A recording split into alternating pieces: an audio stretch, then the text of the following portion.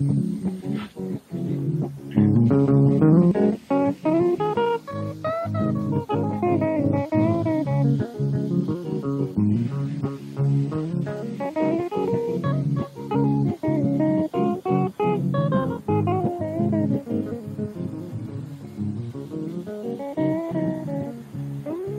long, long time ago, back in the days when lions, tigers, elephants, gazelles, and all sorts of animals would get together and exchange dinosaur jokes, the zebra didn't have any stripes.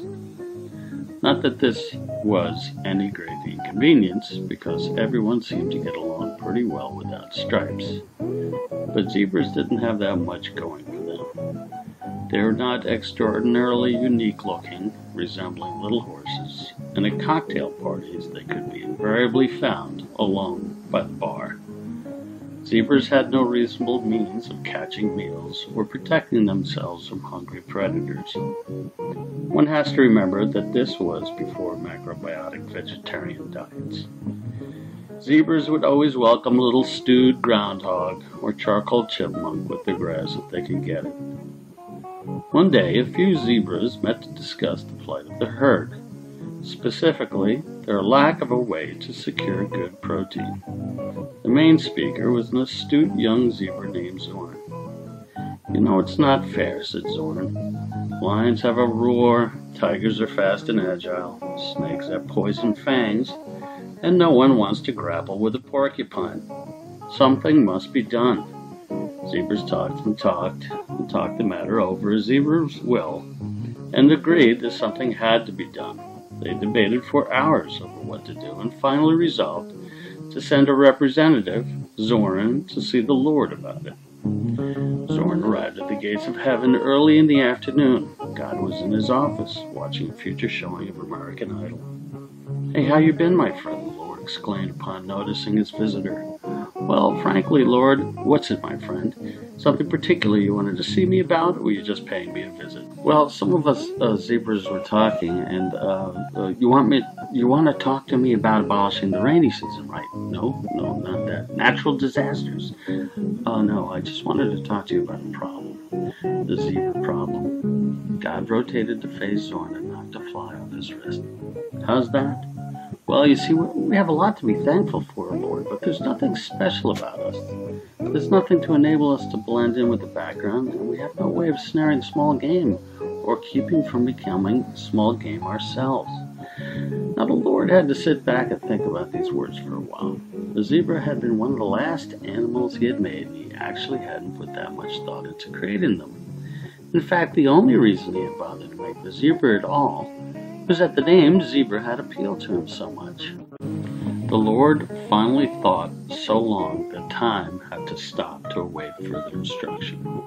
"You know, Zorn," the zebra looked up a trifle startled by the Lord's interruption. "It's hard to think of completely new traits for an animal that'll do what you want it to do. I've produced horns, curved horns, spiral horns, roars, bellows, barks, growls, quills, smells, scales, camouflage, fangs, clasps, claws, and what have you. And I think I know what will do for you zebras. I believe I have just the right thing for you. I'll make you plaid," God exclaimed, beaming triumphantly. There ensued a silence in which a very astonished zebra gazed in disbelief. "Plaid?" "Yes, plaid. But I don't see, that's not really, you don't think, you're not serious, plaid? Have you no faith in your Lord?" Well, as you could imagine, the zebra population was a bit taken back about suddenly finding themselves to be plaid. Zorn, having generally incurred their displeasure, was busy maintaining a very low profile. Their anger was not unwarranted, and they looked pretty comical. However, things not always being as they seemed to be, got a little better, at least for the zebra. You see, there was something ticklish about seeing a herd of plaid zebras moving across a clearing forever. The zebra was fast becoming the king of the jungle. The next convention held in the jungle was called by the snake to discuss the zebra's new supremacy.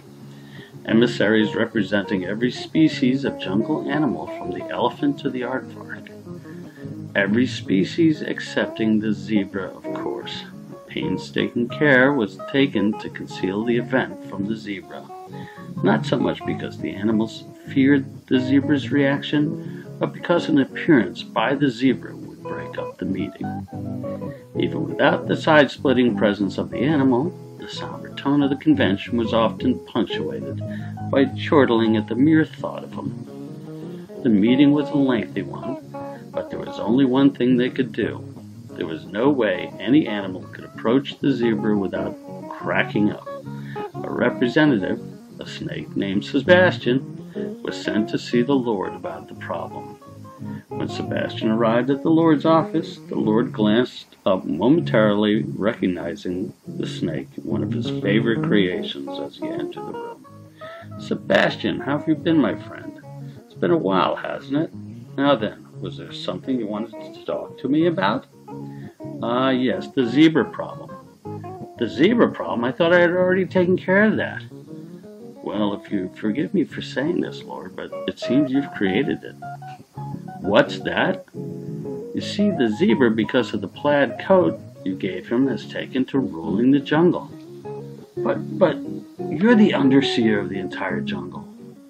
"No longer, Lord, even I the snake," as Sebastian puffed out his chest a wee bit, "even I am incapable of anything but hysteria when encountering the absurd-looking creature." The Lord had to think once again. For a while, he certainly had not meant for the zebra to become king of the jungle. Yet if he took the plaid off the zebra, he'd have to give them something else, or his home would be swarming with indignant zebras. The only thing he could think of was to make a compromise, and that's how the zebra got his stripes.